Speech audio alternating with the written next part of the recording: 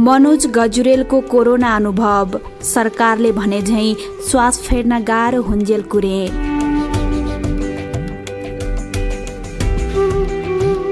ओहो, गजुरेल सर पनि आउनुभयो?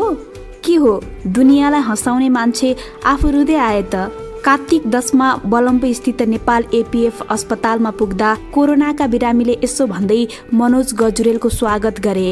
श्वास फेर्न नसकेर छटपटिँदै अस्पताल पुगेका उनले नमिठो मुस्कान सहित भनिदिए, हजुर हो। कोरोनाबाट भर्खरै तङ्ग्रिएका उनीहरू एकपछि अर्को विषय निकाल्दै मनोजसँग एकतर्फी बोलिरहे। मनोजलाई भने भित्रभित्रै लागिरहेको थियो, धेरै नबोलिदिए हुन्थ्यो। अस्पतालको शैय्यामा घुप्टो परेर त कहिले कोल्टे फेर्दै श्वाससँग सङ्घर्षरत उनलाई बोल्न पनि श्वासकै अभाव थियो त्यो समय। मनोजका दाई धीरेन्द्र एयरपोर्टमा काम गर्छन्। असोज 27 मा दाईलाई ज्वरोले च्याप्यो। सामान्य ज्वरो ठाने परिवारका सबैले। केही दिनपछि बोकेर क्लिनिकमा पुर्याउनु पर्ने भयो। अस्पताल ल्याउने पुर्याउने क्रम 1 हप्ता चल्यो। धीरेन्द्रलाई धेरै नै गाह्रो भएपछि दुवैले स्टार अस्पतालमा कोरोना परीक्षण गरे। रिपोर्ट आउनु अगावै कोरोनाको लक्षण ठम्म्याइसकेका थिए दुईले। नतिजा अपेक्षित नै आयो। कालो प्लास्टिकमा बेरेर सेता लुगा लगाएकाले गहिरो खाल्टोमा लात्ताले हान्ने भयो। रिपोर्ट आउनासाथ झट्ट मनोजको दिमागमा यी दृश्य नाचेको थियो। दीर्घ रोग नभएको व्यक्तिलाई कोरोनाले गाह्रो पार्दैन भन्ने सुनेका हुनाले एक मनमा ढुक्क पनि थिए। निको हुन्छु कि भन्ने भावले मर्छु कि भन्ने कल्पना हटाइदियो। दुई दाजुभाइले सावधानी अपनाएर घरमै आइसोलेसनमा बस्ने निदो गरे। घरको एउटा कोठामा धीरेन्द्र, अर्को कोठामा भाउजू। मनोज पनि भित्रै कोठामा आइसोलेसनमा बस्न थाले। छोराछोरी पनि अर्को कोठामा बस्थे। भाउजूलाई एक दिन ज्वरो बाहेक परिवारका अन्य 4 सदस्यमा खासै लक्षण देखिएन। आइसोलेसनमा बस्दा घरेलु उपचारमा बढी ध्यान दिए। सकेसम्म औषधि नखाऊ भन्ने थियो। त्यसैले बेसार पानी निरन्तर पिरहे।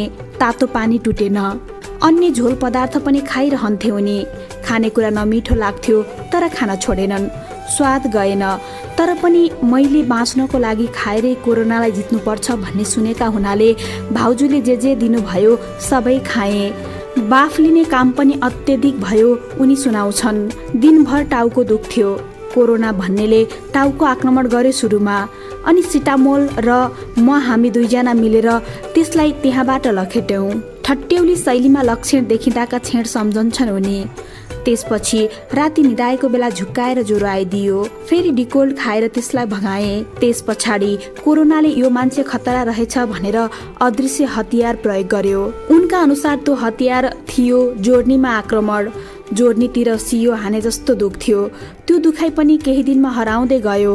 त्यसपछि सहनै नसक्ने गरी ढाड दुख्न सुरु भयो। शरीरको सबै भागमा मरे भन्नेसम्म दुख्न थाल्यो। दुखाइ कम नभएपछि घरमा भएको भाइब्रेटिङ मेसिन पावर मोडमा राखेर ढाडमा चलाइदिए। दुखाइ कम भयो। त्यसपछि सास फेर्न असहज भयो। रिपोर्ट आएको 3 दिनमै सास फेर्न निकै गाह्रो भएको मनोज सुनाउँछन्। अझै अस्पताल जाने मनस्थिति बनाएका थिएनन्। अस्पताल पसेका बिरामी घर नफर्केका समाचार हेरेर त्रसित थियो मन। आफ्नो हालत उस्तै होला भन्ने पीर थियो उनलाई। तर सास फेर्न अत्यन्तै कठिन भएपछि मोहनलाई भनेर एम्बुलेन्स घरमै बोलाए। त्यो भाइब्रेसन प्रयोग गरेको भोलिपल्ट निकै गाह्रो भएपछि अस्पताल जाने निदो गरे। त्यो क्षण सम्झँदै सुनाउँछन्। त्यही त हो नि, सरकारले पनि सकेसम्म सास फेर्न गाह्रो भएपछि मात्र अस्पताल जानु भनेको थियो। त्यसैले सास फेर्न गाह्रो हुने अवस्था गुरे। कार्तिक 14 गते अस्पताल पुग्दा साँझको 6 बजिसकेको थियो। डाक्टरहरूको राउन्ड सकिसकेको थियो। त्यही बेला हो हँसाइरहने मनोजलाई अस्पतालमा देखेर अन्य बिरामीले ठट्टा गरेको। कमजोर अवस्थामै पनि मनोज उनीहरूतर्फ हेर्दै मुसुक्क मुस्कुराइदिए। सास फेर्न गाह्रो भएपछि त्यस दिन अस्पतालमा उनलाई अक्सिजन दिइयो। त्यो रात त्यत्तिकैमा बित्यो। भोलिपल्ट एक्सरे गर्दा फोक्सो र छालाको बीचमा हावा भरिएको देखियो। ढाड दुख्दा प्रयोग गरेको त्यो भाइब्रेसन मेसिनले आफूलाई सिकिस्त बनाएको डाक्टरबाट थाहा पाउन उनलाई समय लागेन। त्यसपछि उनलाई आइसियुमा सारियो। सास गन्दै बिताए आइसियुका ती दिन। जनरल वार्डबाट आइसियु नसरुन्जेल उनी त्रसित थिए। आइसियुबाट कोभिडका बिरामी धेरै फर्कँदैनन् भन्ने कुरा मनमा खेलिरहेको थियो। आइसियु भन्ने बित्तिकै डरलाग्दो अवस्थाको रूपमा बुझ्थे पहिला उनी। तर आफै त्यो ठाउँमा पुगेपछि आइसियुमा अलि बढी ध्यानका साथ बिरामीको उपचार गरिन्छ भन्ने बुझे। लोकल एनेस्थेसियाले उनलाई अर्धचेत बनायो। आइसियुको पहिलो दिन फोक्सो र छालाबीचमा भरिएको हावा सिरिन्जले निकालिदियो।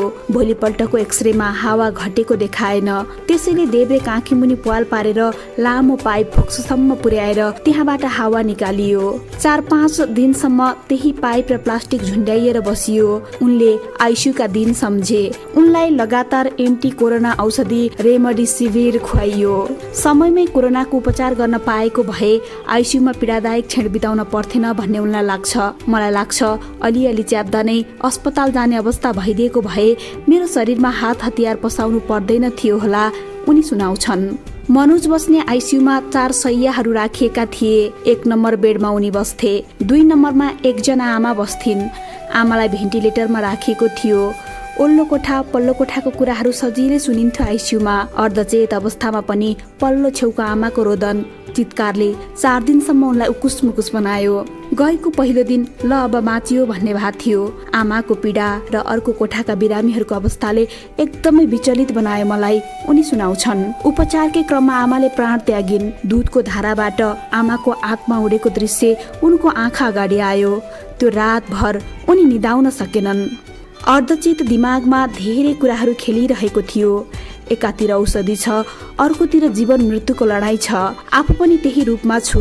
अब मेरो पालो आयो होला भन्ने खालको त्रास थियो। त्यो बेलाको अनुभव सुनाए। त्यस दिनदेखि मृत्युको त्रास कम हुन थाल्यो। जीवन र मरण आफ्नो हातमा नरहेको सत्य स्वीकारेपछि मृत्युप्रतिको भय कम हुँदै गयो। प्रत्येक दिन भेन्टिलेटर र आइसियुमा नयाँ बिरामी आइरहन्थे। ती बिरामी देख्ने बित्तिकै मनमनै प्रार्थना गर्थे मनोज, भगवान मेरो सम्पूर्ण आशीर्वाद लागोस् त्यो व्यक्तिलाई, त्यो व्यक्तिको दुखाइ कम होस्। आइसियुमा उनले नयाँ कुरा पनि अनुभव गरे। यो ठाउँमा म कुनै न कुनै बेला आएको छु।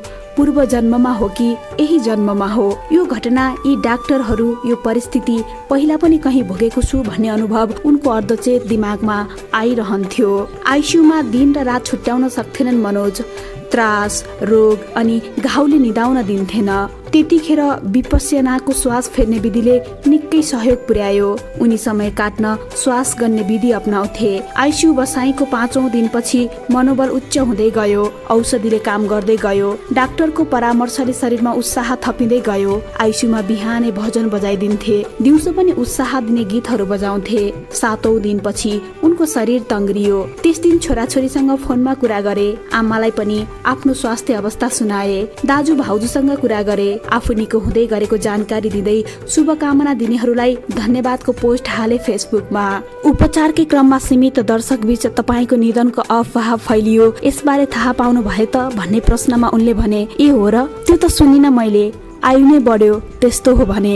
जीवनमा पहिलो पटक लामो समय बिताएर 11औं दिनमा मनोज घर फर्के। आइसियुको 10 दिनको बसाइले जीवन र मृत्यु के हो भन्ने सामान्य भोगाई अनुभव गर्न पाएका छन् उनले। जीवन भनेको बाँच्दाखेरि राम्रो काम, सबैको हित सोच्नु र सबैलाई समान रूपमा व्यवहार गर्नुमा आनन्द रहेछ। मैले गरेका राम्रा कुराहरू अन्तिम अवस्थामा सम्झँदा आनन्द दिँदा रहेछन्। म मर्दैछु भन्दा पनि कम्तीमा यति राम्रो काम गरेछु भन्ने हुँदो रहेछ। मैले यति नराम्रो काम गरेँ भन्ने कुराले पनि बोल्दो रहेछ, उनले सुनाए। अस्पतालको शैय्यामा समय बिताउँदा माचुन्जेल सबैको हित चिताउनु पर्ने गहिरो अनुभूति पाए। कोरोना पछाडिको जीवनशैलीमा काया पलट नभए पनि आफ्नो हास्य व्यङ्ग्यमा अब मानवीयता प्रमुख विषयवस्तु बनाउने उनको ध्येय छ। कोरोनालाई यो पटक जितेको हो, अर्को पटक संक्रमण होला कि, त्यसैले अझै बढी सचेत हुन जरुरी छ। एपीएफ अस्पतालको व्यवस्था हेर्दा त्यतिको उपचार सबै नेपालीले पाउनुपर्छ भन्ने लागेको छ।